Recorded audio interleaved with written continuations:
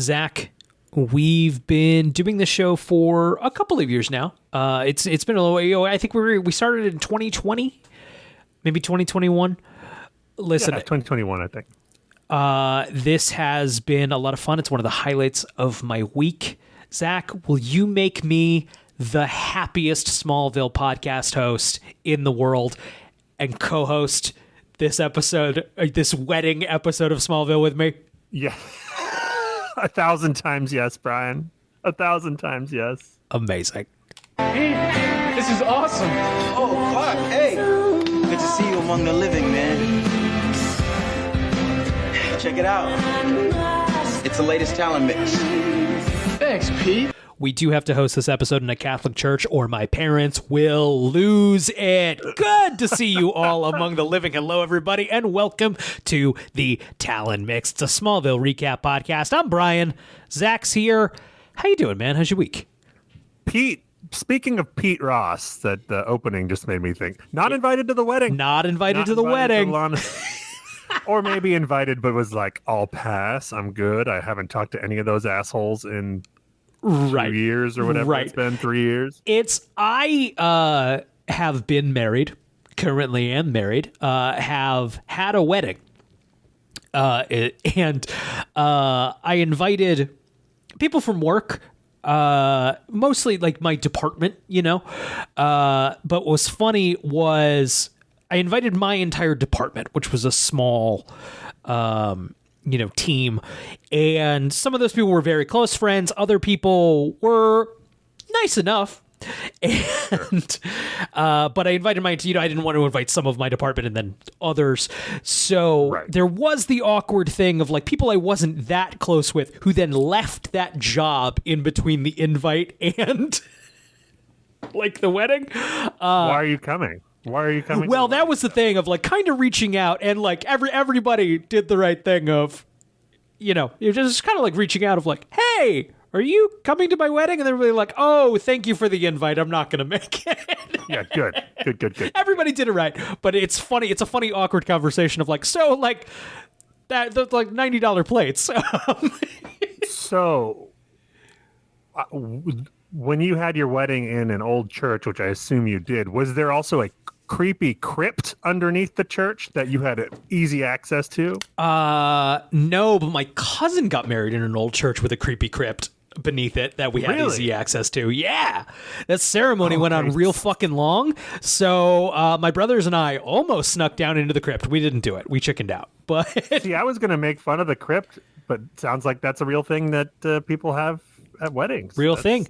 I can speak to a church in New Haven that famously has a crypt beneath it, and my cousin got married in it. Not because of the crypt. I got married at the Bronx Zoo, but I would have got married in the crypt. That'd be dope. Oh yeah, that's the move. That's the fucking move. I wonder if they'd allow that. Like, can we just like... Definitely not. No. The church? No. I've seen pictures of the crypt. I've looked it up online. It's not like a cool crypt. It just looks like a basement. Are you ready for a tangent? Is it too early for a tangent? It's never too early for a tangent. You just said crypt. So I have been thinking ahead because it's about to be our favorite time of year.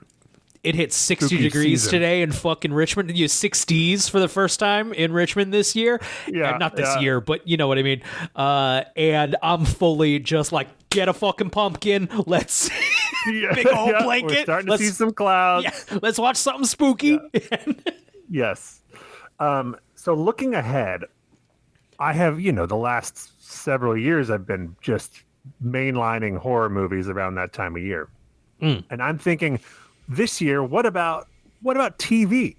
What about some of the horror that TV has to offer? Because my horror experience with TV is minimal. Sure. And the mention of crypt made me think about earlier today. I was looking into anthologies and Tales from the Crypt. I mean, I've never seen an episode. It was like something that if I caught flipping past as a kid, I would like flip past faster because it was so horrifying. Yeah, to see the Crypt Keeper. I've never seen the show. Or I have. We were in a hotel once, and the hotel had HBO. I did not have HBO, but we stopped on it. My dad was like, hell yeah. And I'm like, no, very scary. Please don't make me watch this. And we did watch it, and I never watched it again. So, okay, so you don't know either. Do we just stop doing this podcast and start doing a Tales of the Crypt? I guess so. Watch podcast? I guess that's an option. I've seen the movie. There's a Tales from the Crypt movie that is not at all related to the HBO show. It is another adaptation of the comic. The Crypt Keeper is just a guy, a British man. That's not as fun. No, he's not a Muppet. No, I want a puppet. Yeah, we need a puppet, a skeleton puppet. Well, any horror TV recommendations? Yeah. Think of them.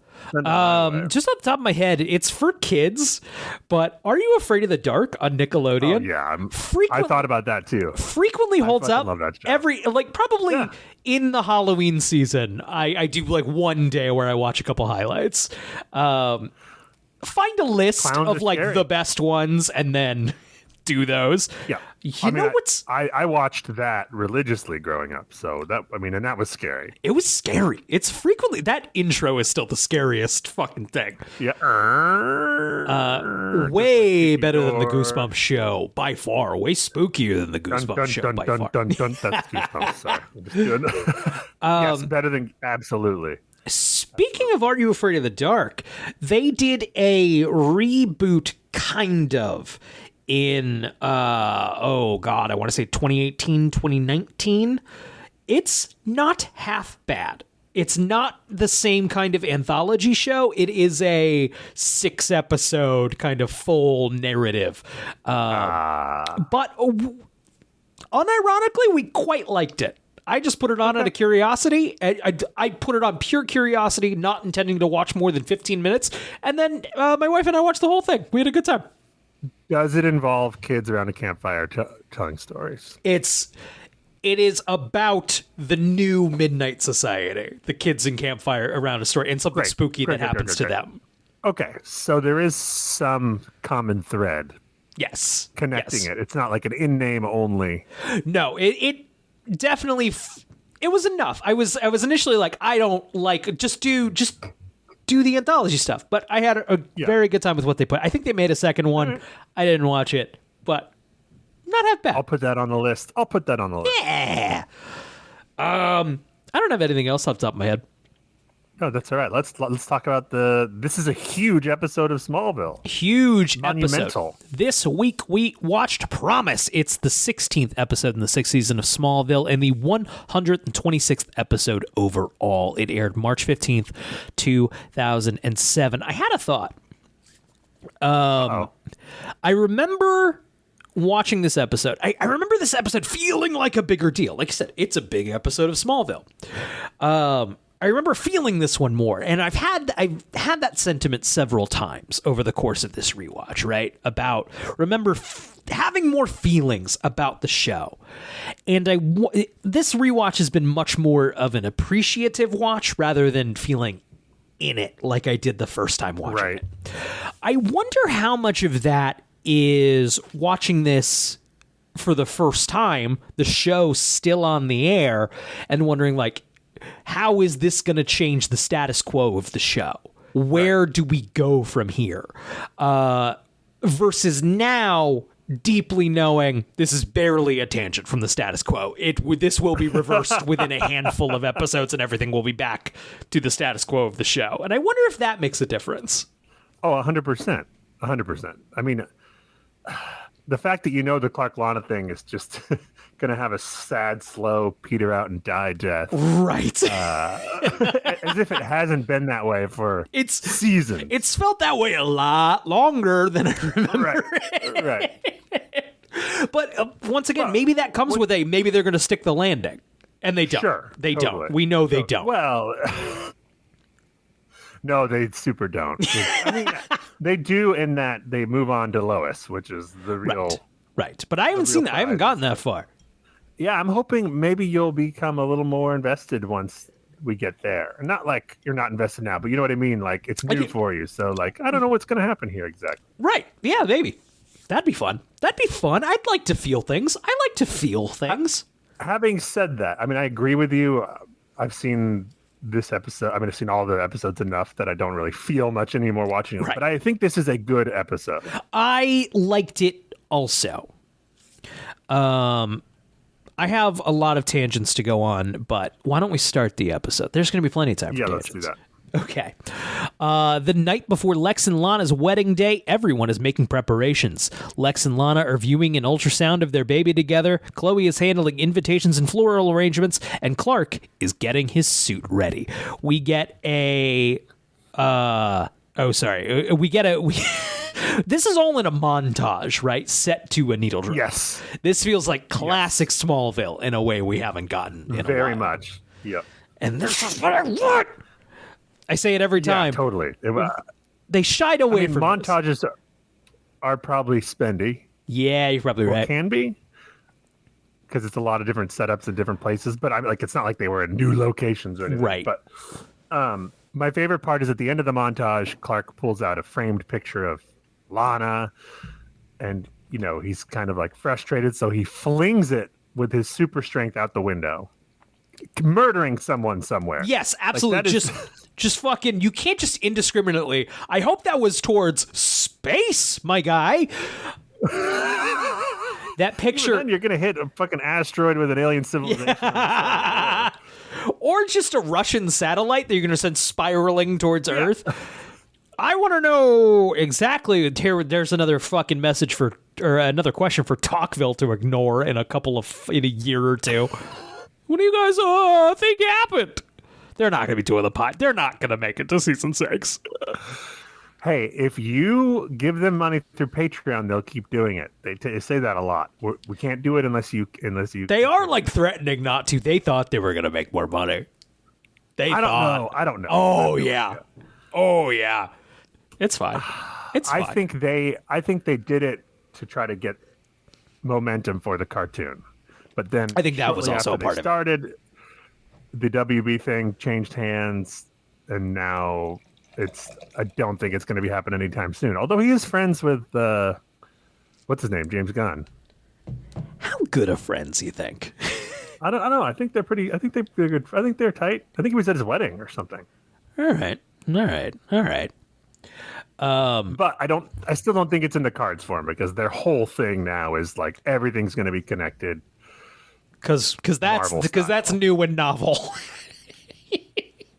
Well, they were doing a DCEU, which was like first everything was connected, and then they were like, kind of fuck it, and now they're like, well, let's just start over. The fucking It's well, you know how like the Batman was like pretty good, and I did not personally like Joker. I believe you feel similarly, but Yes. people did. It got a generally good reception, enough for a sequel. made an insane amount of money. Fuck ton of money. So like maybe just making good, obviously a subjective term here, but like maybe just making quality motion pictures and not worry about the big no. Oh, they got to be connected. Okay. No. We kind of like saw that. We got like that novelty's over. That's not really like they're in the Penguin same movie. That's not really a thing anymore. But Penguin show. Penguin show. I did have a arms crossed moment, and I look to my wife and I say, "Tell me if this is stupid." I'm just throwing this into the ether. And she goes, "What?" She never likes it when I preface that. And I'm like, "Do we watch the Penguin show?" And she just goes, "Ugh." I like Colin Farrell. I liked that movie. I believe. Yeah, no, totally. He was great. Where Emily landed, I think I agree with. Let's see what the reviews say first. That's generally where I'm at with that kind of thing. Yeah. It's funny that. Do you remember when Gotham came out? I do. You and I you and I, two of the biggest Batman fans at the time, as far as like give us Batman content, was like, Yes. please give us Batman content. This is post Dark Knight Rises, pre Batman v Superman, right? That's Right. the time. Gotham, for anyone not familiar, it was on Fox. It's before Batman. It focuses on Jim Gordon, Right. the guy from the OC. It's basically Smallville, but on Fox, and it's about Jim Gordon. Right. And I think that's a concept you and I were like, yeah, that's fine. Let's do that. Right. Cool. Excited. And then didn't take too many episodes to be like, oh no, now I'm good. It's I don't think I made it. I think I watched the pilot, and then I am in a meeting the next day. I am in the middle of Manhattan in a small but still real television network, at a table with a very rich man in much nicer clothes than me. And I am on a Brian Miller tangent about how bad Gotham is. I'm doing my fucking thing while this much richer than me man just stop. It goes, it wasn't that bad. And then and then like indicates to me, let's stop this.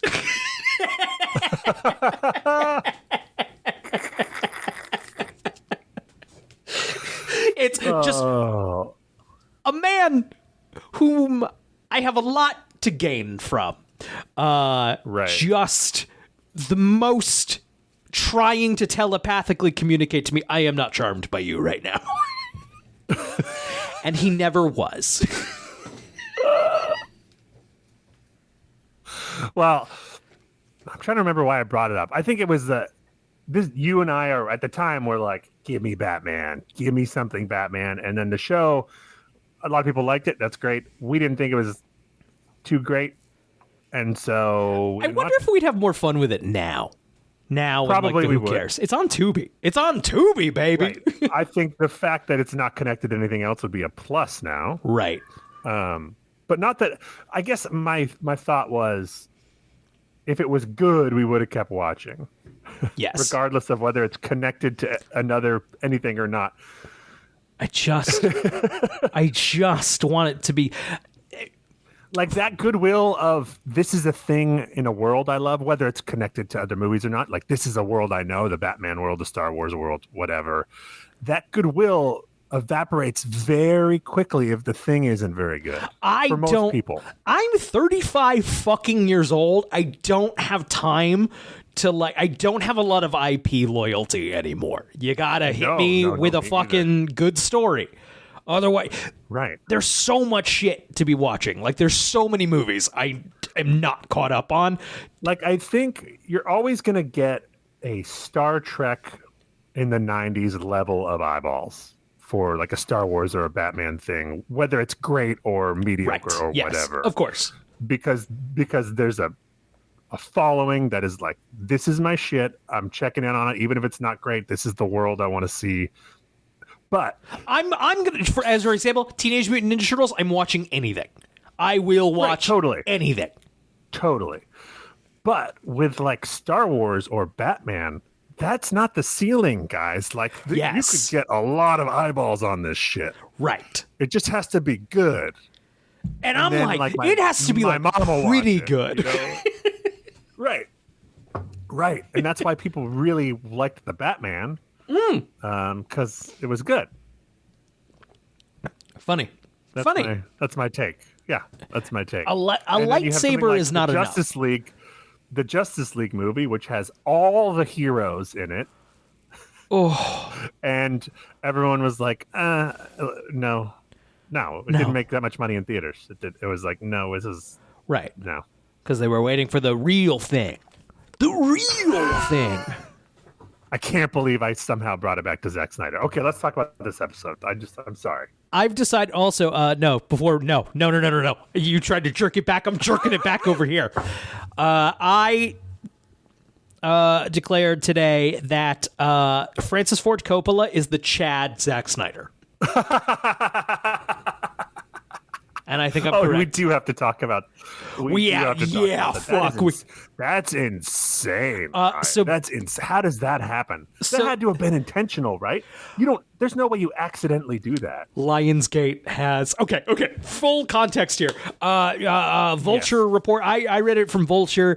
That Megalopolis, I believe is how you pronounce it. Megapolis. Francis Ford Coppola's probably final fucking movie. Which is apparently a disaster, hopefully a fun disaster, I think. Megalopolis movie he's been trying to make for 40 years or some crazy shit.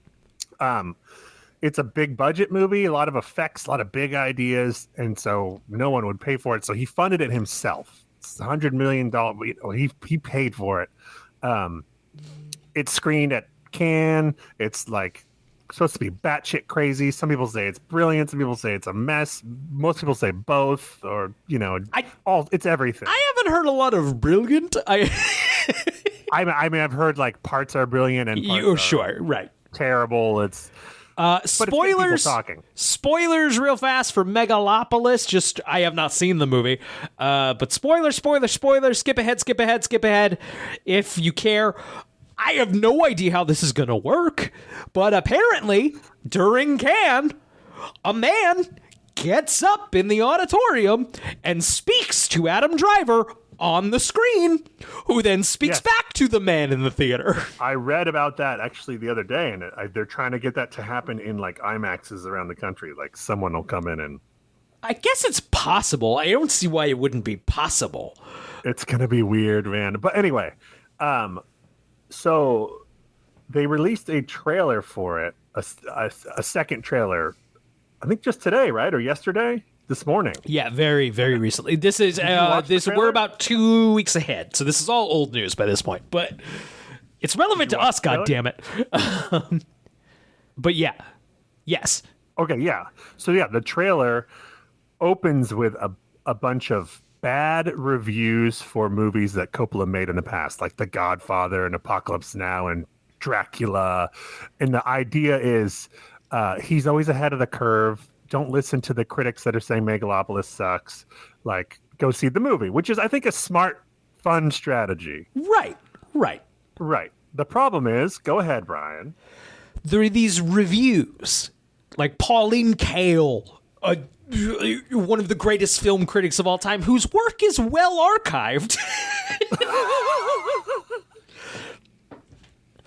Pauline Kael did not say bad things about The Godfather. In her review of The Godfather, she was like, this is great. It elevates the source material quite a bit. It's significantly better than the shitty book. Right. So why in this trailer, they like Pauline Kael's like, boo, The Godfather, this is trash. And it's because they made it up. Right. So oftentimes you can quote someone and take it out of context. Like that's fucked up, but that is a move. One of my favorite ones of all time. I do not remember the movie, but on the poster, there are two heads, the heads of the two stars, and all around them are all the 4-star reviews. One publication gave it a 2-star review, not 4, and they wedged those 2 stars between the 2 heads to imply that the other 2 were behind the heads. Oh, that's fucking brilliant. But, so take it... It's so good you can't be mad at it, right? Like, no, that's just somebody having fun, and they did it. They gave it 2 stars, right. And there are the 2 stars. Well, for example, they use a Roger Ebert quote in this trailer of what is it, like style over substance or something like that. Yes, something to that effect.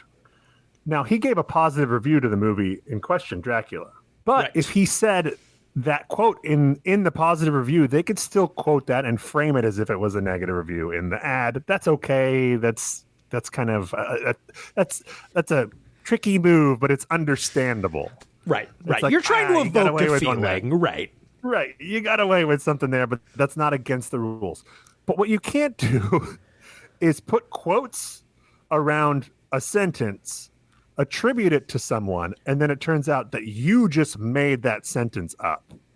That is not something that they wrote or said about the thing that you're saying they said it about. You cannot do it. Appears to be what is happening here. You cannot do that. You cannot do that. And as much as like Emily and I were kind of saying the same thing of like, this must be like part of it. And Lionsgate has taken the trailer back and apologized of like this. Right, but is it an any press is good press kind of thing? That's a Coppola move. Right, that's what I was going to say. Like, we have to agree there's no way that was an accident. How do you accidentally get those quotes from the wrong movies? Unless it was placeholder and it somehow just still moved forward with the placeholders in? And no one double checked. That's the only way I can think is if placeholder things went in and then somehow that moved forward without real ones getting put in. That's the only thing I can think of if it wasn't this is just a proof fully of intentional. Concept. Right. Yeah. All I can think of. What is the positives of doing it intentionally? Just no news is bad news. No news is bad news. Just we're in there because the movie's not good. So bye. I haven't seen it myself, but that is shocking. It's hard to shock me these days. That shocked me. It's kind of fun to be shocked though. Like, what the fuck? It is, this? yeah. What the fuck is this? I can't wait to see it. I'm so excited. Oh, it's gonna be great. I mean, not like great, but like it's gonna be great. All I want is I don't need it to be good. I just don't want to be bored. Just don't bore me. Oh, I don't think it will be. Then great. Just speaking of Coppola, Dracula came up and we were talking about Halloween. Dracula, Emily and I have decided that's our Halloween movie, man. We just think our Halloween theme this year, our spooky movie theme this year is going to be gothic. And I think Dracula is going to be our on Halloween movie. It's so fucking good. Dope. Dude, that's the movie I watched on Halloween when we were at film school. Hell yeah. This is before streaming. I walked down to the Blockbuster Video in Vancouver. Wow. In downtown Vancouver, and was like, I need to watch a scary movie on Halloween. And they didn't have anything left except for Dracula. And I was like, okay, Bram Stoker, let's go. Had you not seen it before? I had seen it, but it wasn't like one I was super familiar with. Sure. But after that, I was like, oh, this is fucking dope. Yeah. I saw it around then for the first time. I don't think I watched it in Vancouver. I think I got home. I probably actually got it from Netflix is where I first watched it. And I think I thought it was a little boring. I don't think I paid attention to like the back half of it. I do not feel that way anymore. I watched it like probably 5 years ago again. And first off, it's like 2 hours, which is great. Yeah. I have a hot take that I don't think Dracula the novel is that good. At least to adapt into film. Have you read it? I have tried. I read it some years ago. It's one of those where it's not good now because of all the things it's influenced. You've seen all the cool stuff about it already 1,000 times. So the stuff that is, I mean, it's not bad. There's like some really cool stuff in there, but it's just a bunch of letters of people writing back and forth mostly. And it's kind of, there's some anthology type stuff to it as far as how the story's told. But it's not a easy one to make into a movie. I've talked about it before, but there's kind of this element for me of I've seen most of the major adaptations of Dracula, you know, the Bela Lugosi one, the Nosferatu, the Werner Herzog Nosferatu one, the Francis Ford Coppola's, and like still if you put a gun to my head, like what happens in Dracula? Fuck, I don't fucking know. I think there's a lot of characters who it's an interesting exercise in adaptation. Each individual interpretation. What characters do they merge together? Which redundant plot beats do they mesh together? And that's why Dracula adaptations are kind of so different. Of sometimes Harker is Renfield, which makes sense. Well, if you're trying to combine in the screenplay, yeah. But Coppola's is probably the closest yet. I think if you are going to make Dracula into a movie, which it makes for a messy movie, is what I will say. So you might as well just make it a weird psychosexual nightmare. I mean, it's one of the best looking movies ever made. One of my favorite fun facts about it, I do not know the name of the costume designer, but she is a Japanese woman who was not familiar with the Bela Lugosi film. And that was attracted to Coppola, so she read the book and just did not watch the movie out of her brain. This was just her conjuring from reading the book, which is awesome. And the costumes in this movie are fucking incredible. And also the effects are all in-camera effects. Unbelievable. I don't know if people listening know what that means. That means we're not adding things later. So no CGI. Not only no CGI, we're not doing like blue screen or green screen or those kinds of. We're doing effects like they did back in the 30s, and they had to catch that shit in the camera. Crazy shit. Yeah, I mean, it's a film as a magic trick, Yeah. It's so fun. It's playful and fun. If you're like in a playful, fun mood, you'll enjoy it. If you're like really like want a good tight script. No. No, this is a weird, horny movie. Just a small Italian man making a weird, horny movie. With a great soundtrack. Great. So soundtrack's one of the... And that's, man, a soundtrack... Like I said, this movie's 2 hours. It's not a burden to watch at all. It's a pleasant evening watch. But, like, the way that score rises up at the end feels like you watch this big, long, epic, like, exhausting movie. Yeah. It's great. It's great. And then Anthony Hopkins shows up for, like, a half hour and basically steals the show. And Keanu's awful. The best Van Helsing. The best Van Helsing. Easy. And Keanu Reeves is awful in it, and it's the best. Oh, it's so bad. The Count, he's grown young. It's just, I believe in Coppola was just like, he's a nice guy. What are you going to do? Right, yeah. Someone on Letterboxd, God, I believe his name is Edward. We follow each other. I will get his name by the end of this. We follow each other. I like his takes on stuff.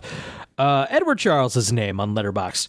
He described Keanu Reeves in a review of Point Break, talking about a cat in a theatrical production, like a real cat, and how a cat can't act or be self-conscious about being a cat. The cat is just a cat. And it's kind of immersion breaking, but also, what do you want? It's a cat. And that's kind of Keanu Reeves. That's funny. Keanu's just kind of being Keanu.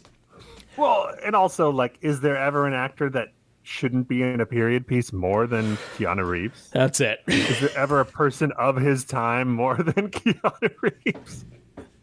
He was just in Richmond. I didn't see him, but there are lots of pictures of him just hanging out in Richmond. Nice. All right. I should probably get back to this. We haven't even... Oh, fuck. This is so long. We haven't even started. All right. You go. Clark is rooting through his things, looking for cufflinks, when he comes across a framed photograph of him and Lana dancing at their high school prom. Straight up just a production still. Just an on-set photo taken. Which, you know what? What's the difference? Could have been a prom they were like, we got to get a few shots of them because we're going to need this for later. Guaranteed. I guess there's no reason there wouldn't be a prom photographer. Yeah. Now, what they should have done, I don't know. not a lot of candids taking up my prom. Should have been the dopey, like, I guess Lana wasn't Clark's date, or was he? What was prom? No, she showed up solo because her and Jason were having weird stuff. Jason, Right. isn't that his name? God, remember Jason? Jason Teague. Jason Teague. Yeah, they got hit by an asteroid, right? Yeah. Hit by a meteor. Fully out of my fucking brain. Okay, disgusted, he throws the photograph out of the window and it sails miles away. Clark is having a dream in which Lex and Lana are saying their vows at the altar when he suddenly comes up behind Lex and stabs him. Dream Lana is horrified, claiming she loved Lex, then takes the knife from Clark and stabs herself. It's dope. It's good as hell. This is good The as dream shit. sequences in this show are frequently surprisingly fucked up and weird. God, I wish they could have, like, faked us out. I wish they faked us out and made us think this really happened, because it's fucking fucked up. Clark wakes up that morning with a start. I guess this is the 5th time we see Clark's bedroom. Now that they got that set, the floodgates are open. We're going to be up there all the time. All right, we'll set it up, but we better use this a couple of times. Use it. That afternoon, he is ostensibly doing his chores, but really taking out his frustrations on bales of hay when he receives a call from Chloe. She explains that she is locked in the wine cellar cooler of the Luther mansion, and Clark super speeds to let her out. Okay, I get it. I think we're going to be going through perspective by perspective here. That's how the episode does it. That is how the episode does it. That is how the episode does it. I'm that's sorry. one of the nifty things about it. Yeah, God. come on, Brian. I'm tired, man. I will say we get a little moment here where Clark is talking to. Oh, no, it's after. Sorry, continue. I'm ahead of the curve. Come on, Zach. Clark super speeds to let her out. He pulls the door off its hinges and uses his heat vision to weld it back into place. He turns to go abruptly, and Chloe asks him why he hasn't done anything about the pending nuptials. But Clark insists there's nothing he can do. I don't think I read that this was all everybody's perspectives through the day. I think I just took this as one very long, series of events. Zach, I'm gonna come clean. I don't think I picked up on that at all. Oh no! It didn't ring any bells when they were repeating scenes? Nope. Nope. Just thought it was kind of a redundant episode. Oh my gosh. I mean, we might have to put a moratorium on giving Talkville shit until we can get this in order, because we don't have $100 tier on our fucking Patreon. Yeah, that's true. We don't have to do fucking jack shit. We didn't work on the show. We weren't there. Right. If anyone is here for anything other than goofs. And you have multiple times said, "Don't give us money." So I mean, that is different. Truly don't. They're like, give us rich people money, or you don't get to hear us talk about the show for 5 minutes anymore. Don't give us money, and we will beg you to listen.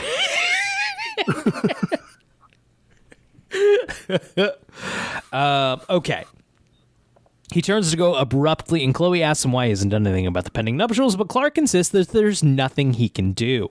Chloe counters. Also, Chloe, why aren't you like, hey, don't marry Lex Luthor?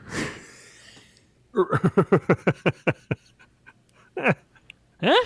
Yeah, that's true. Okay. Clark insists there's nothing he can do. Chloe counters that Clark will save Lana from physical danger, but the one time she really needs saving, I'm sorry, so like the kidnapped in the basement with the bomb was just, that would have been fine? That's not really saving Lana? The one time she really needs saving? What do you mean one time? Hey, Chloe? No one has really needed saving more than fucking Lana. Hey, Chloe? Shut up.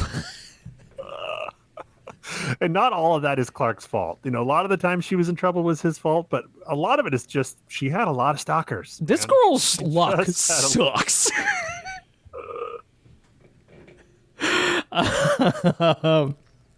Okay.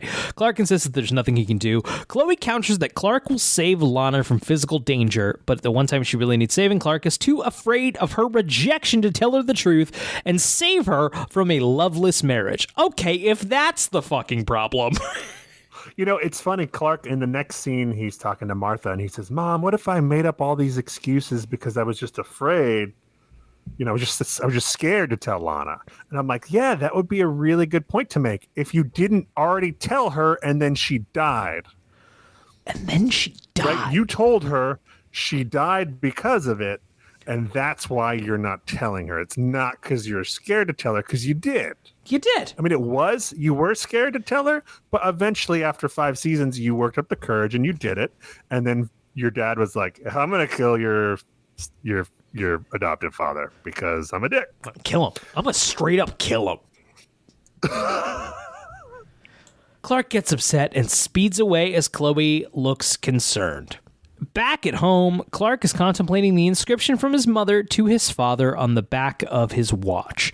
When Martha arrives home, he asks her how she knew Jonathan was the one for her.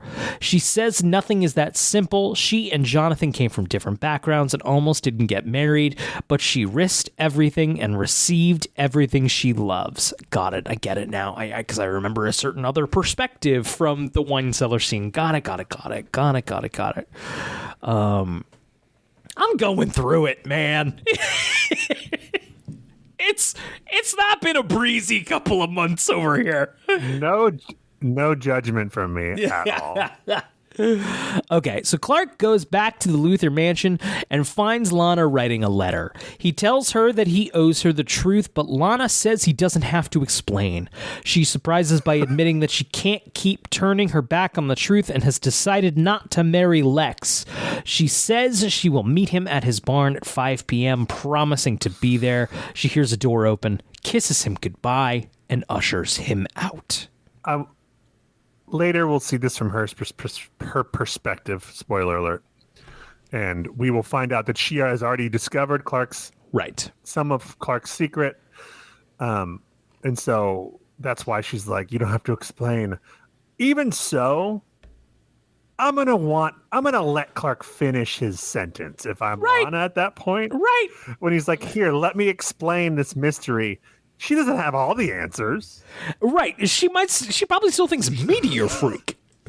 Right. I would be like, you do owe me this conversation, even if I found out on my own. Right. You still. Right.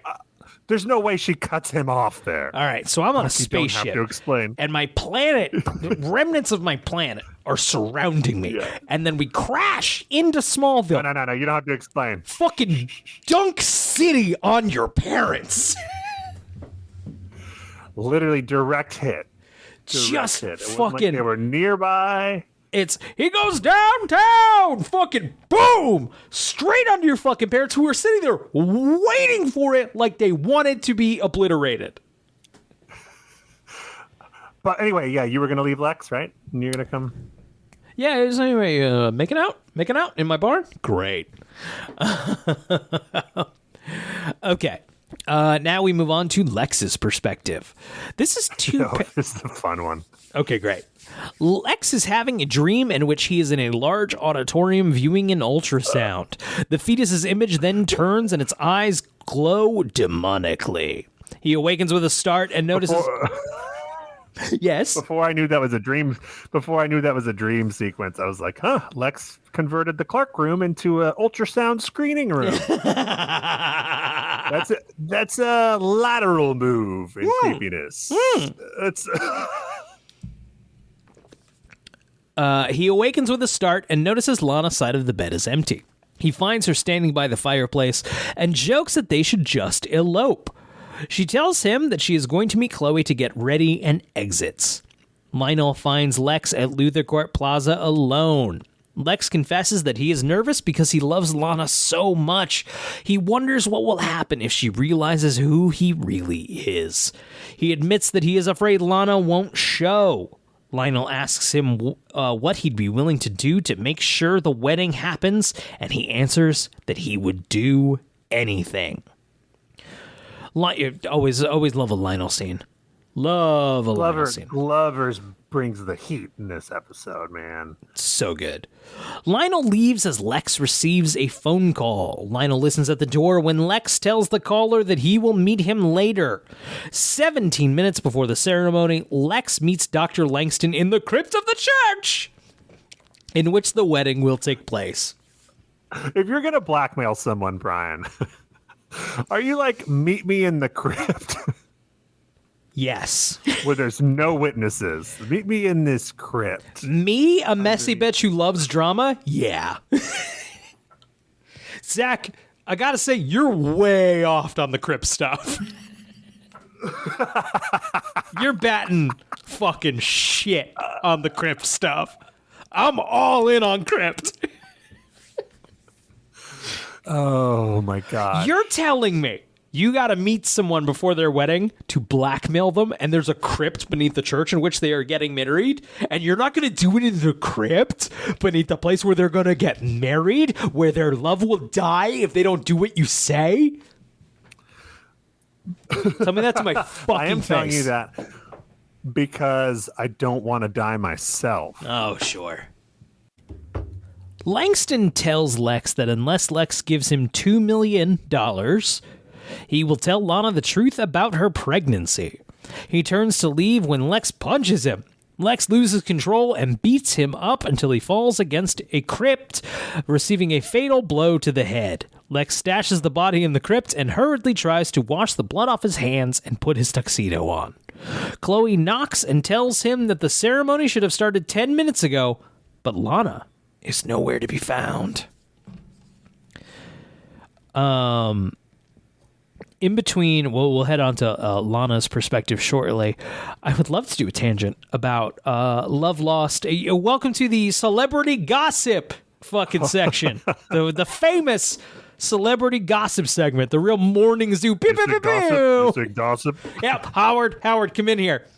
They were talking about this on the fucking morning show. I don't listen to, but the car was on it. We should bring in a morning zoo segment. Just pew, pew, pew, pew. That's my dream. I miss my fucking calling, man, to be a fucking. All right. I should have been a fucking morning zoo guy. You'd have been great. I would have been great. God damn it. Insufferable. But I'm already insufferable now, and I don't have a morning zoo show. So, whatever. This will be old news by the time this comes out in 2 weeks. But Ben Affleck and Jennifer Lopez have filed for divorce. Wasn't that a long time coming? Didn't we know this was happening? I know we did. While? I kind of didn't want to believe it. I was so on board. I was so fucking on board with them getting back together. Dude, it was like a full... I think everyone was. Everyone was. It was like, nice. Good. You know, they tried it when they were younger, and then they went off, they had their families, and then maybe they could figure... Nope. Jennifer Lopez did file on the day of their second wedding anniversary. Okay. The day, which... the morning zoo guy that I was listening to was like, oh, so she's a bitch. It's like, God damn. Okay, morning zoo guy. I don't know if recovering alcoholic Ben Affleck was a super duper treat. Who knows? Who knows? I don't know these people. I am Team Ben. Don't get me wrong. I wanted it to work, man. I wanted this one. Yeah, I think everyone was rooting for him because they kind of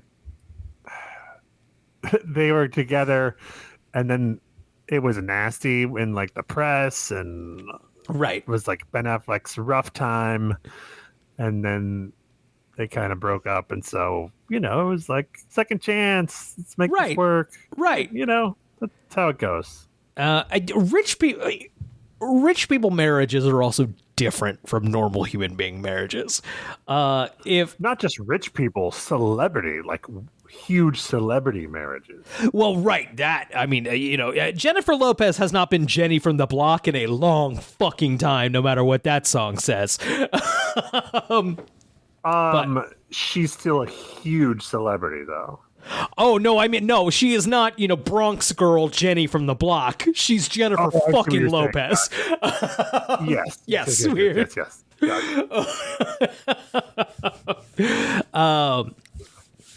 I'm still Jenny from the Block. No, you are not. You are Jennifer Lopez.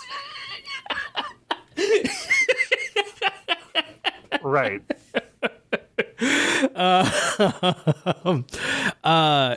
But this rich people thing of my finances are deeply entangled with my wife's, and like if we wanted to get out of this marriage, which to be clear we're very happy in, but like that would be like a huge, like, I don't even know what I would do. I don't know what the next fucking step is, Right, yeah. I don't even know where to start. It's different for people who, this is going to sound cavalier, but like have somewhere else to go, which is just, I will just buy a new house, and then for me to live in without you. That's right. Yeah. What? Honestly, even if you're not married, when you've been with someone for years and you're entwined, deciding to leave them or break up is about more than just leaving them. It's leaving your life. I have been in a relationship where, no joke, we kind of wrote out the lease. It was over. Right. Yes. And then the lease was ending and it was like we finally broke up. Yeah. Not intentionally, but that's definitely what happened. Oh no, yeah. I mean, that's the thing. That's about. But when they had to have had a prenuptial agreement, right? There's no way that the news as of today, they did not. Zach just deflated. Zach deflated. That was all the gossip today.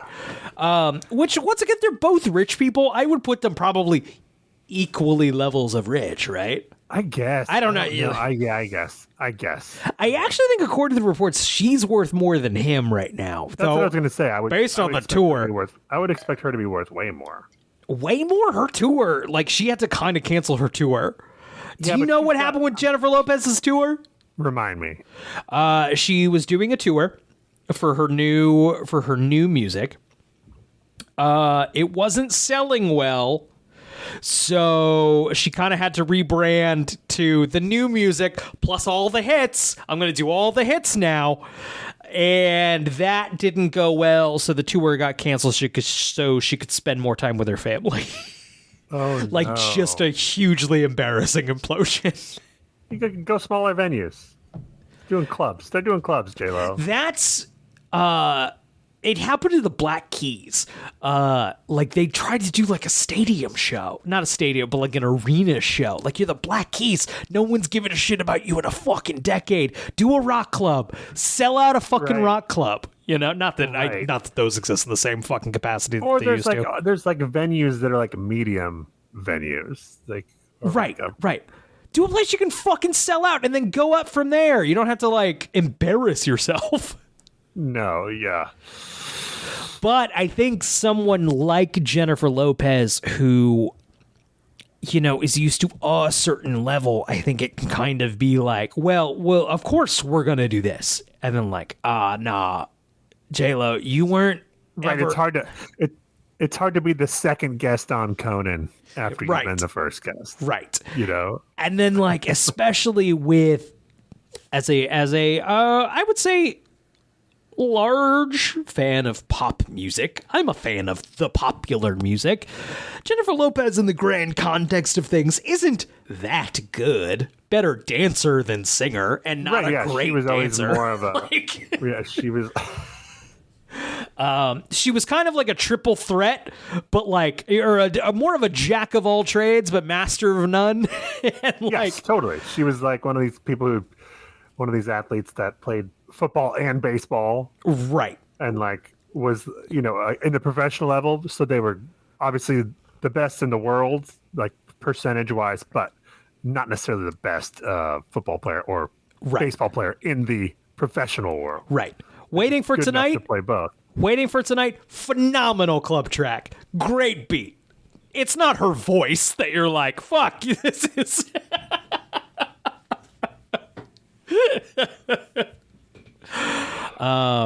Any other thoughts on Ben and Jen 2? You know, I hope they find happiness. Blah blah blah blah blah blah blah blah. Did you hear? I got no thoughts. I just don't. That's fair. You know. I don't actually I'm either. Not, I just I'm not hugely invested in it, and I'm not like trying to be cynical about it. Like they're real people with real feelings and such. But like you said, you know, it is easier when you could just buy a house. right.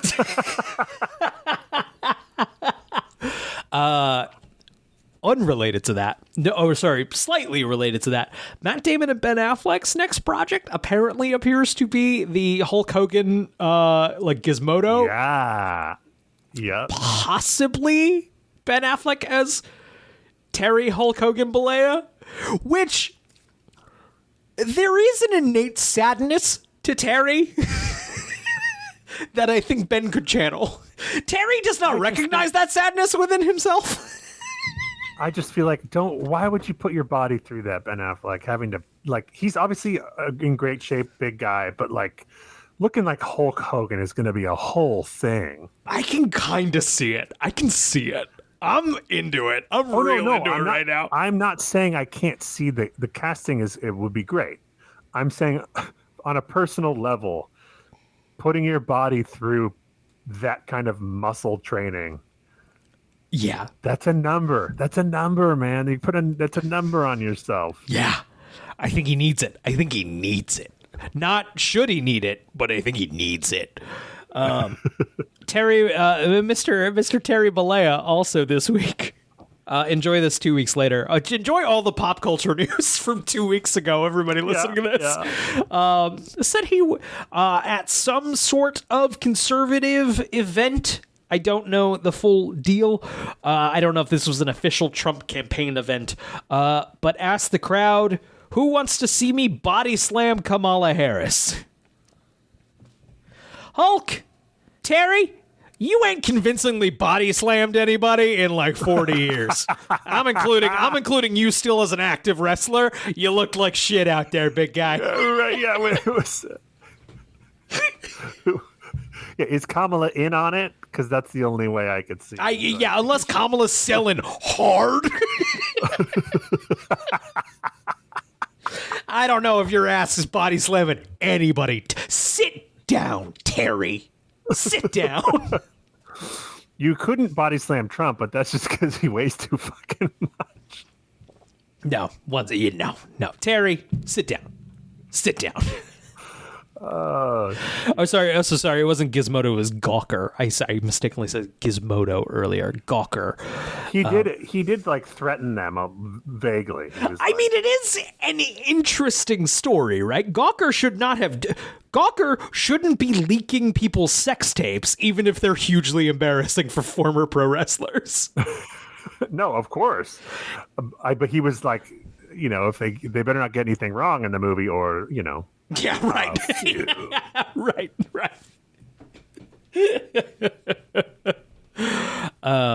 God, I could talk about fucking Hulk Hogan all day. Terrible man. But I have taught my daughter to, when I go Hulkamania, she does a little flex thing, and it's very cute. That is cute. Hulkamania, and she goes, ah, and it's awesome. Lana's perspective. It is the morning of the wedding again, and Lana is dreaming about when Clark saved her from a tornado their freshman year. Call back. Yeah, that was a cool moment, I thought. I'd be pretty wet for the guy who fucking saved me in a goddamn tornado.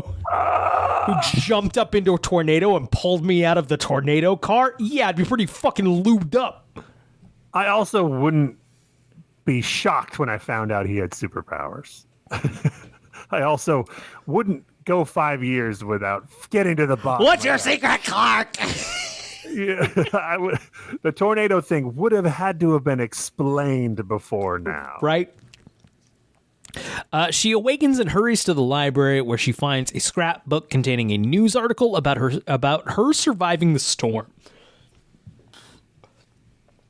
Lex awakens shortly afterwards, and they have a conversation about eloping. I'm sorry, I'm burping into the microphone. You're all used to it by now. Lana is in her bedroom where her Aunt Nell arrives. Surprise, Aunt Nell! Aunt Nell! There is a little bit of like a, Aunt Nell, you made it! Like, you didn't know before now? The communication dried up after season 3. Some sort of like, yeah, like the card, the RSVP, like, got lost in the mail? Like, what? Like... You made it. Yeah, I was in town for something else. I figured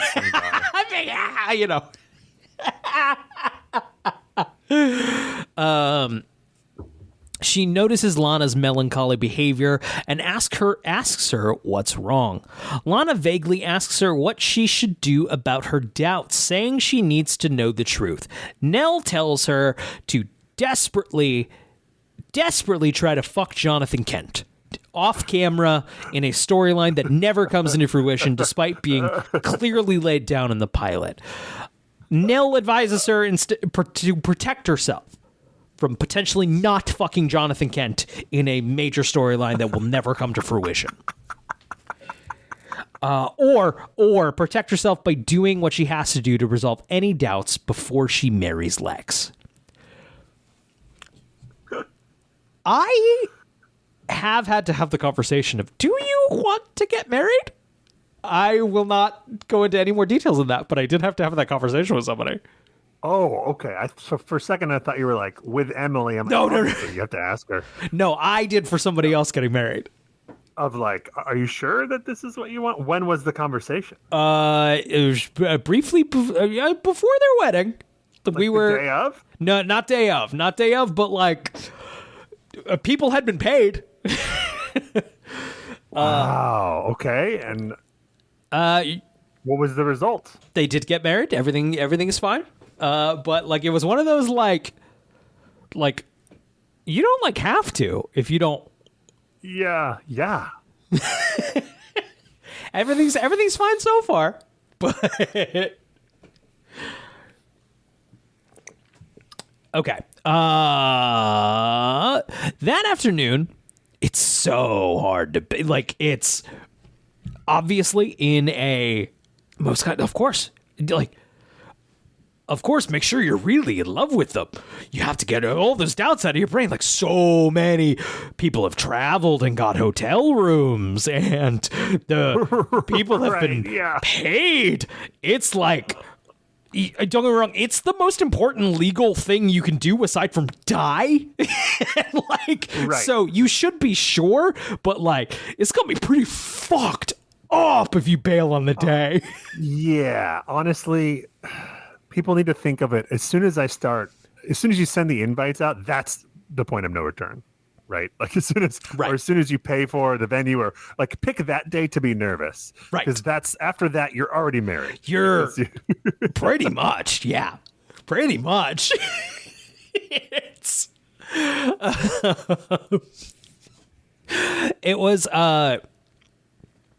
It is very funny. I was so nervous at my wedding, not at all about the prospect of marrying my wife, but like, boy howdy, this party we've spent an entire fucking year and a half planning. Yeah. I really hope everything goes okay and everyone has a nice time. Fun.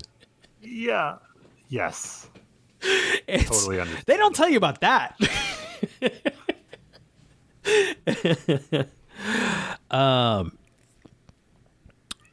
Okay, that afternoon, Chloe is trying to plan all the last-minute details, but Lana isn't even listening. She realizes that Lana hasn't slept at all, but she just offers to help.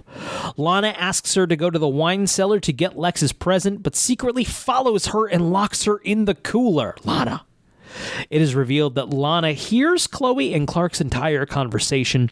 She witnesses his super strength, speed, and heat vision, and also hears them talk about Clark's invulnerability and how he still loves her as he rescues Chloe from the wine cellar. It's a good little bit. It's a good, fun. Hey, she it's finds fun. out. Lana found out. She found out. Lana found out. It's hard to make as big of a deal about it. 'Cause she's also found out a couple times and then gets fucking promptly beaten the shit out of in the head.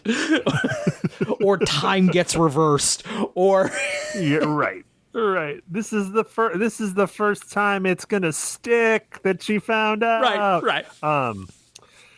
What I love about this, seeing it from this point of view, is you realize that Chloe got locked in the wine cellar, calls Lana. Lana doesn't pick up. Yeah.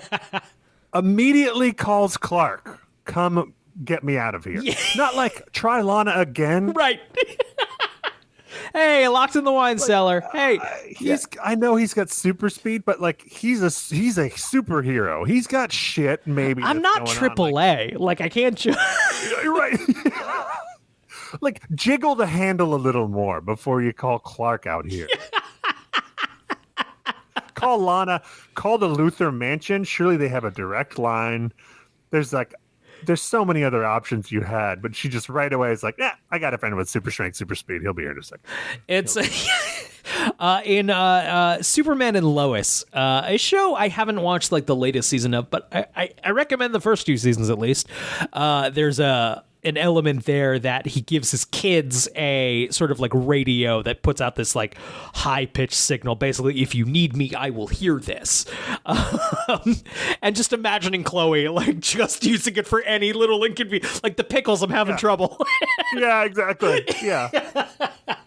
I can't reach the shelf in the bookstore. Yeah. Come here. Oh, you don't need your superpowers for this. I don't want to go get the bench and like, the Yeah, so the stool's right over there.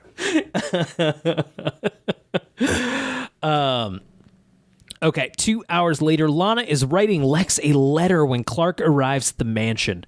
She tells him she will meet him at 5, but when he leaves, she is approached by Lionel.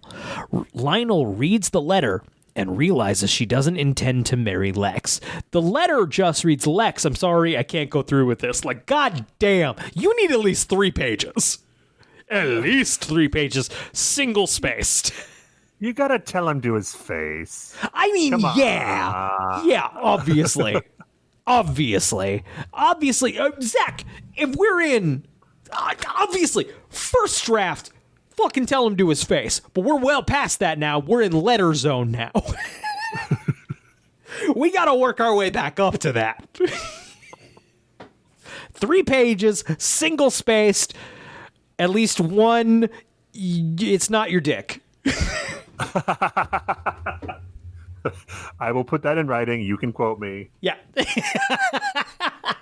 I will be a reference. Yes, I left him out not because of his dick. Okay.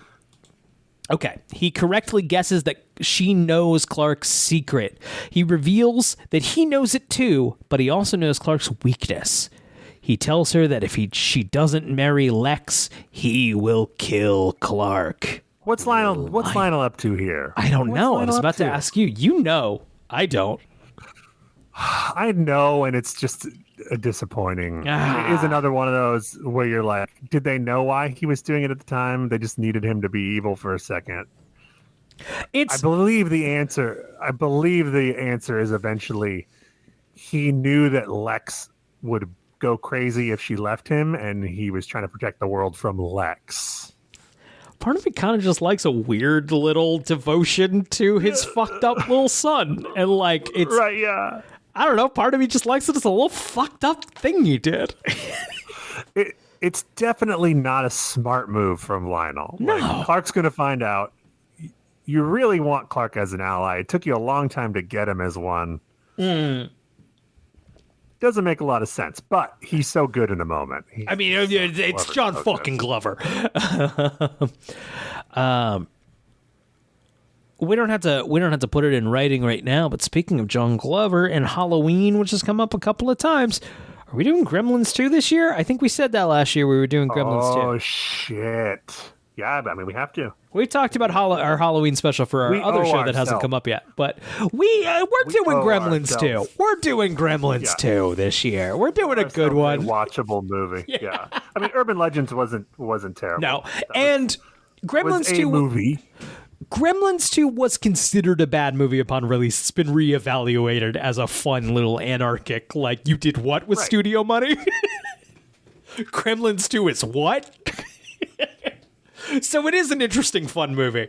It's not a... We'll have a lot to talk about. That'll be a fun one. It is not a good movie in the traditional sense of a good movie. It's a good movie in the guy just got a whole bunch of studio money and got to do whatever the fuck Looney Tunes shit he wanted. It's better than The Fog. It's better than The Fog. So we're in between acts again. Next will be the ceremony. Zach, are you fun at weddings? Generally, yeah. I quite enjoy weddings. I love weddings. Yeah, I think so. Yeah, they're. I mean, it depends on the wedding. Some weddings suck, and you just have to. But like, if it's a fun wedding, I'm fun. Right. It's funny how before my wedding, I had a lot of opinions on other people's weddings. Like a lot of like, nope, no to that, no to that. That was bad. Right. That was great. That was way cooler than anything I could pull off. Now you got an open bar. I'm happy. I'm happy, baby. Right. Yeah. See, I don't drink anymore, so that's. Yeah. I need the other stuff. It's it's my standard. Like, I still am a wedding appreciator. I still do. Emily and I do like to go over a wedding and see how we felt about some of the choices made, because everyone's choices are individual. And not to say that we're right by any means, but we did have a pretty good wedding by most standards. I mean, yeah, I think you're probably like, they should have had it at a zoo. That would have been cooler. It's don't have a full ass Catholic mass like my cousin just did. It's all right. I got stoned in church. It was fun.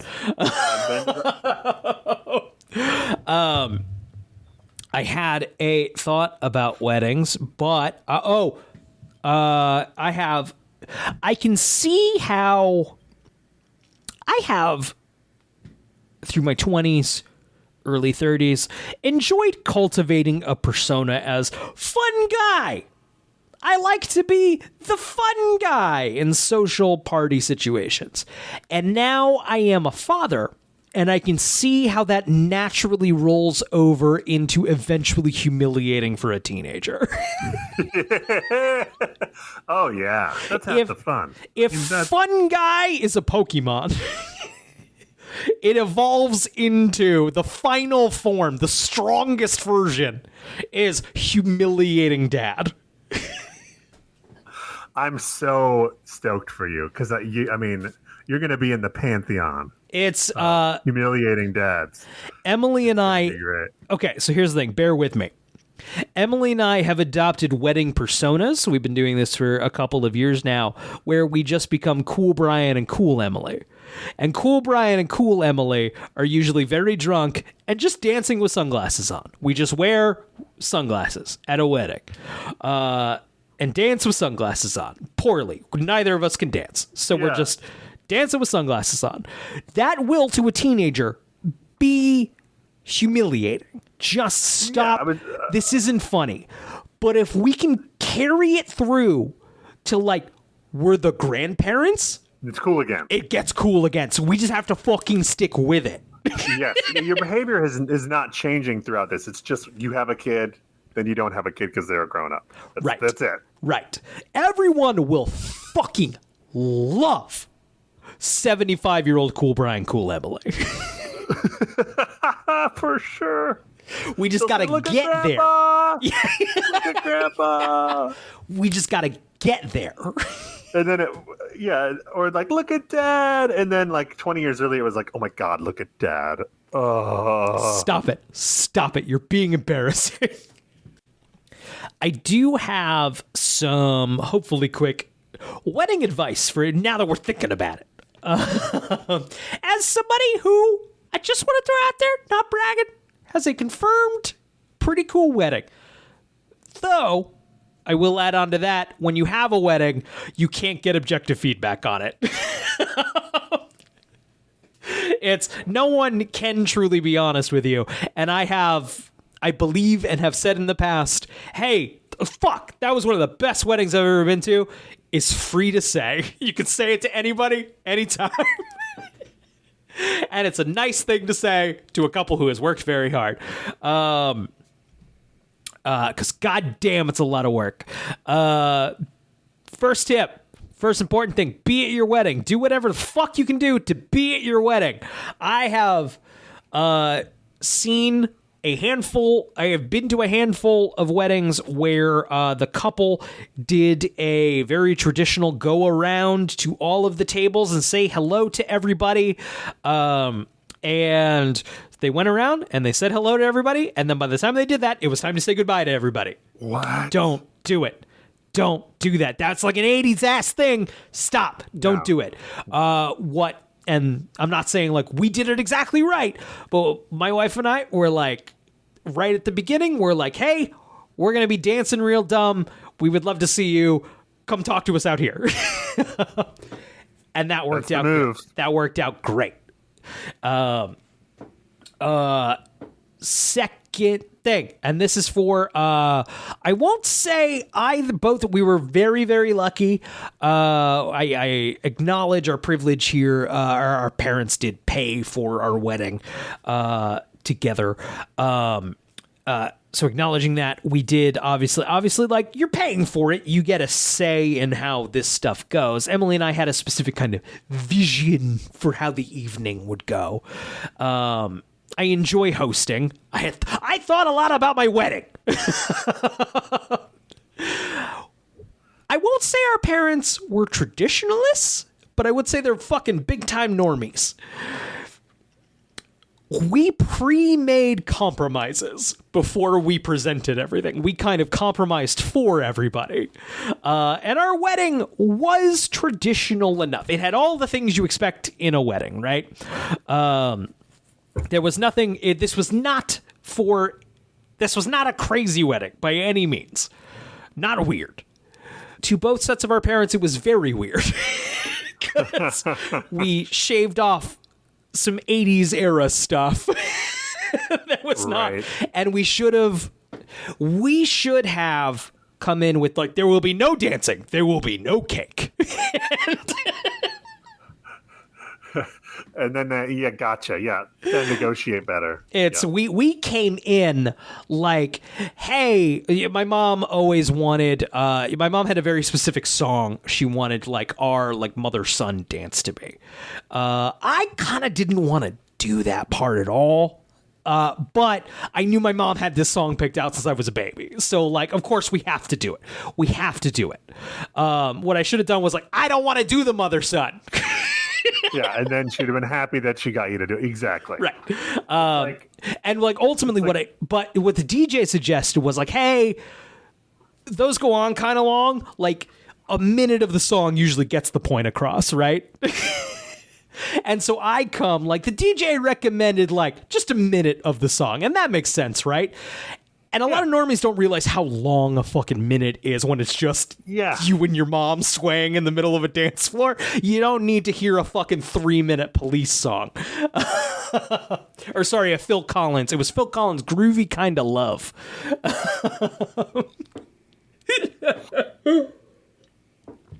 And then there was a third, but I don't remember. It probably wasn't that important. Well, I think we only need the two. Zach, give one wedding tip based on weddings you've been to. What's something you hate at a fucking wedding? Or really, really like? You can go positive or negative, whatever you want. Don't make people wait to eat the food. We tried it. I was happy with how ours went. My youngest brother, Sean, who has not been on the show yet, but will at some point. I thought his wedding was perfectly paced. I am a big, big fan of get into the hall, eat, do the speech, get it all done. Get all the stuff anybody has to pay attention to done, and then you can just be at the party. Then just party. Yep. Get it over with. Don't make people wait for you to take pictures and shit. I know you have to, but like you do have to get that done. But like give them food to eat or something to do while that's we're waiting. A cocktail hour. A cocktail hour is basically a must of like Yes. Get that shit done. Just let people be at their fucking party, man. I have lots of wedding thoughts, but I'll save that for my wedding podcast. I say I don't have many opinions on weddings anymore. That's a lie. I have lots of opinions on weddings. I love them. I love them so much. Do them well. I'm rooting for all of you. Speaking of weddings, should we talk about the ceremony? Yes, let's. The ceremony begins with Lana missing. Chloe leads Lex to the altar, and he stands alone apprehensively waiting for her to show. My fucking dad joke brain is already fucking anytime the ceremony is a little behind.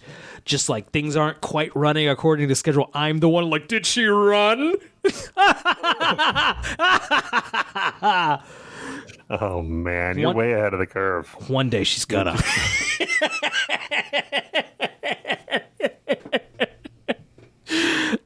Shoot me in the back of the head. I'm gone, man.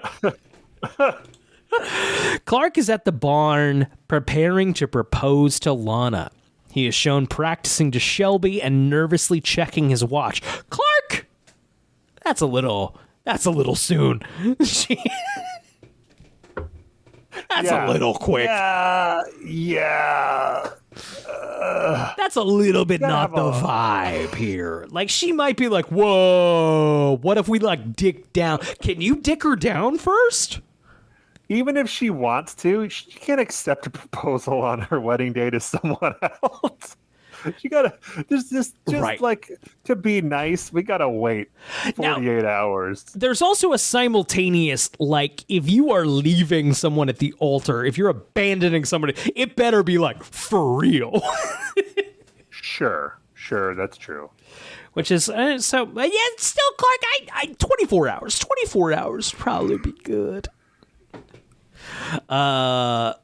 Okay, so, however, Lana is not at the barn. She shows up at the church and the ceremony proceeds. Clark realizes she isn't showing up at the barn and super speeds to the church. He stands in the background, heartbroken, as he watches she and Lex exchange vows. Is that correct? Is that grammatically correct? He stands in the background, heartbroken, as he watches she and Lex exchange vows. Oh, I don't know. I would say her, but she might, who knows? Which is Lana. You know, so I'm picturing this conversation that didn't happen, where she comes to the barn and he's like, hey, I'm in love with you. Will you marry me instead? And she's like, well, let's talk about you having sex. Right. You dated for like a summer. We had sex a bunch at first, and then you stopped and wouldn't tell me why. Is it because you have super sperm? And have you figured that out yet? Because that's a big thing. And not to like kill the big romantic gesture or anything, but like, we're adults now. What's your credit score?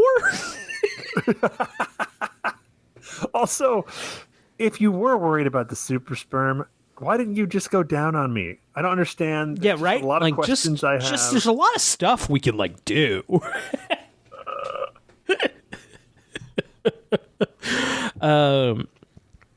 P&V is just one of the elements of the toolbox of a healthy sex life. I need you to read this book and get back to me. Yeah. If everything in it makes sense. It's a lot of information. It's a very big toolbox, Clark. Unless he's worried he's gonna like smash her fucking clit into fucking dust. It's just super tongue. Just Howard, no. Howard, no. We regret going down this route. Howard, I fucking see you. I don't want to do it. I heard super tongue. No, I know you did. It's not. We're not talking about that. You gotta back in the vault, please. Back. We put in air holes, please. After the ceremony, Lex is ecstatic and doesn't seem to notice how upset Lana is. He leaves her alone and she starts to cry. Clark arrives and asks her why she didn't show up.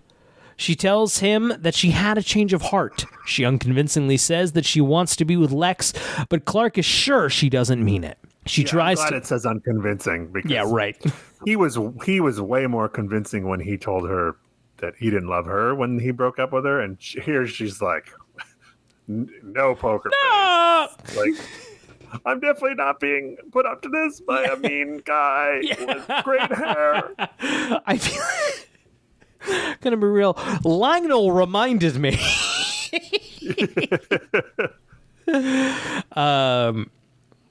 She tries No to. way she doesn't tell Clark. No way. You gotta tell Clark that. I know Lionel's like, if you tell him, I'll kill you, or kill him. But I would still be like, can Lionel kill you? Because I got he told me Superman on my team.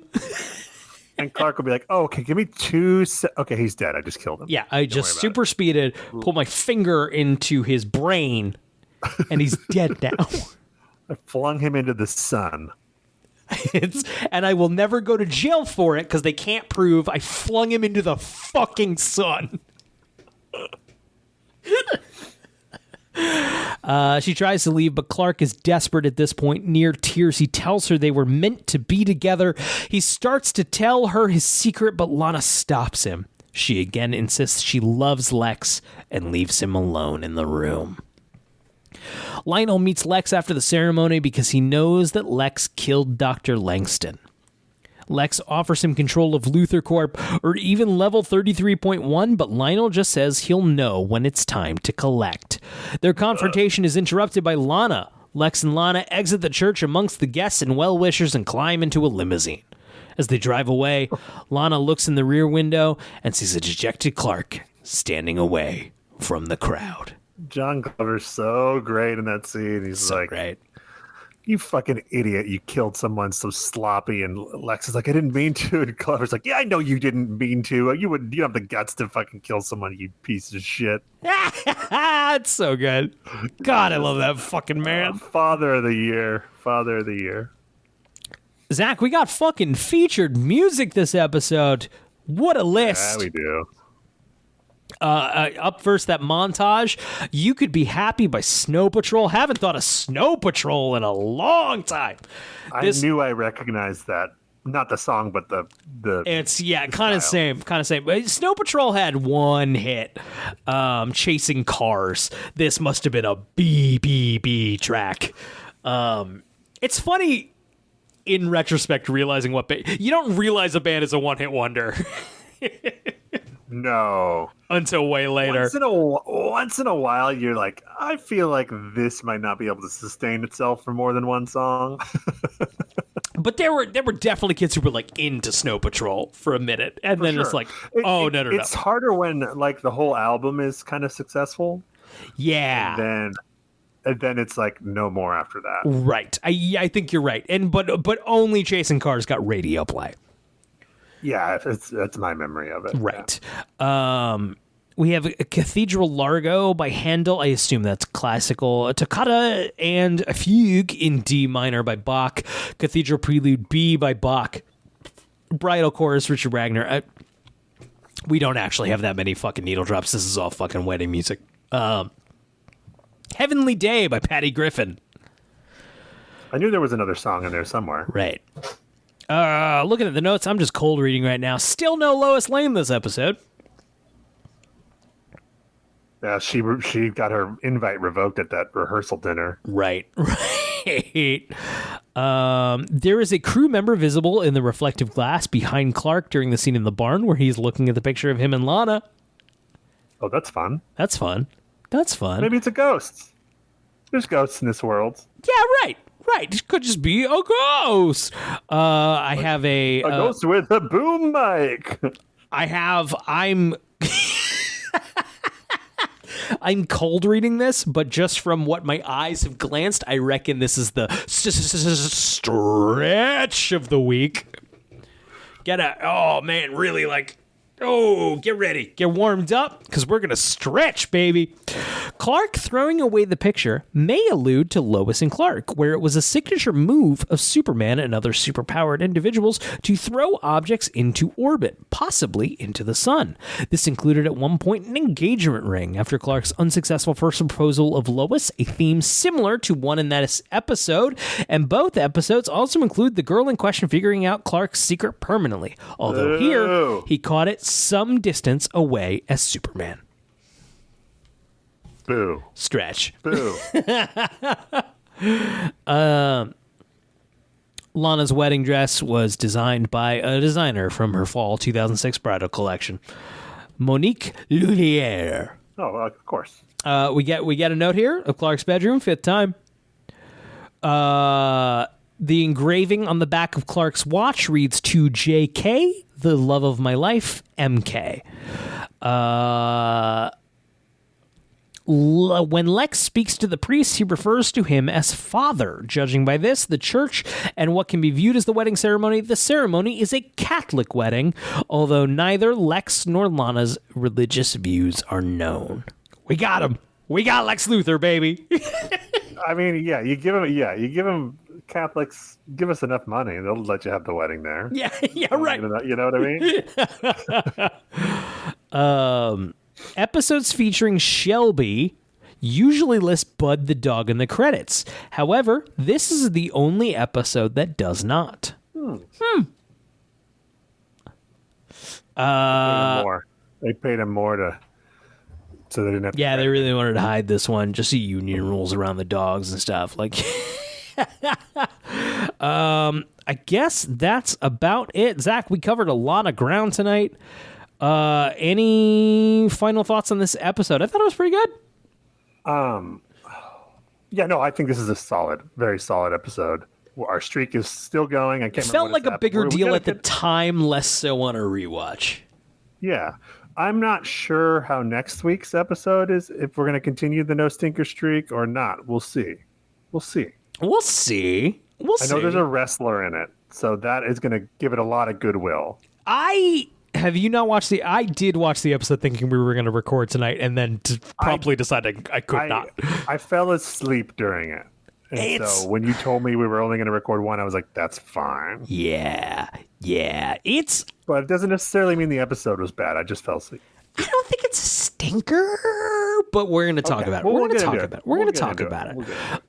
Hey, everybody. Thank you so much for listening to the Talon Mix. Hey, go to Brian Zach pod.bit.ly. That's brianzachpod.bit.ly. You can find a link to our Discord channel. You can find a link to our Patreon. We got some bonus stuff up there. If you feel like giving us $5 and supporting the show, can't stress enough. It really, really does support the show. And we don't have a $100 tier, and we don't threaten you that we won't do the show anymore if you don't pay. Oh, no, we're doing the show. We're doing the show. It's the only thing we have. And I would say it's about as worth listening to as some alternatives with some more inside people. Yeah, you know what? I'm just folding in on throwing shade. Talkville's not a very good podcast. I'm doing it. I don't give a shit.